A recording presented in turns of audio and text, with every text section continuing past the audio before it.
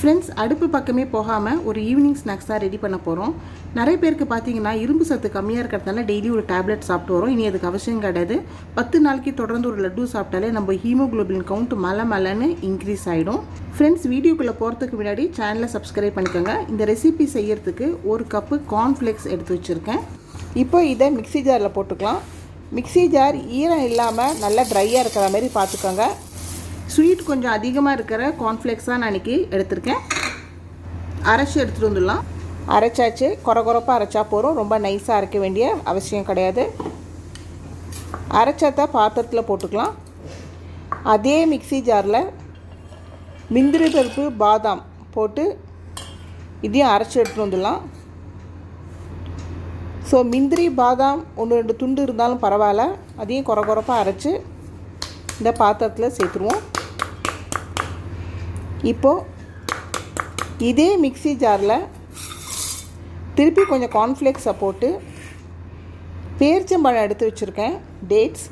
இது நல்ல சாஃப்டாக அந்தமாரி இருக்கணும். ஹார்டாக இருக்கிறத எடுத்துக்காதீங்க. சாஃப்டாக இருக்கிறத எடுத்து மிக்ஸி ஜாரில் போட்டுக்கலாம்.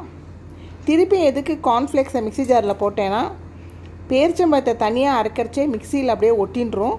ஸோ கார்ன்ஃப்ளேக்ஸோடு சேர்த்து அரைக்கிறச்சே நமக்கு அவ்வளோ ஒட்டாமல் வந்துடும்.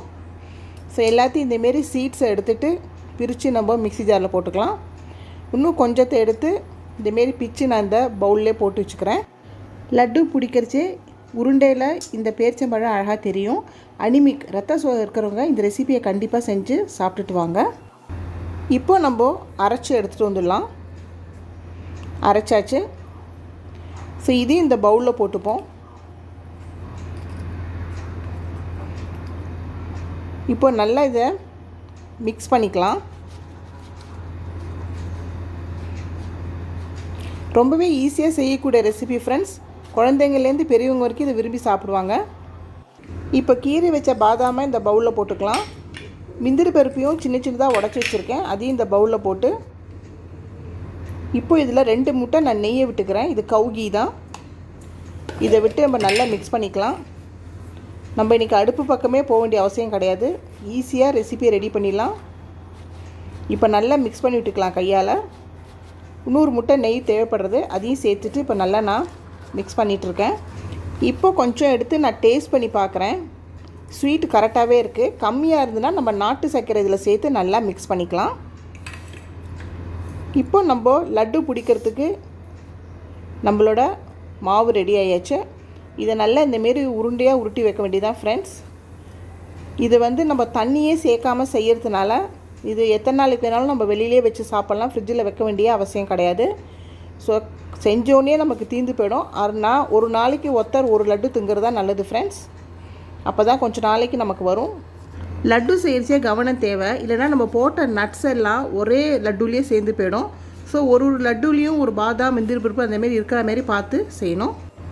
மோஸ்ட்லி எல்லார் வீட்லேயும் பார்த்தீங்கன்னா பாதாம், பேரிச்சம்பழம்லாம் வாங்கி வச்சுருப்போம். ஆனால் சாப்பிட்றதுக்கு மறந்துடுவோம்.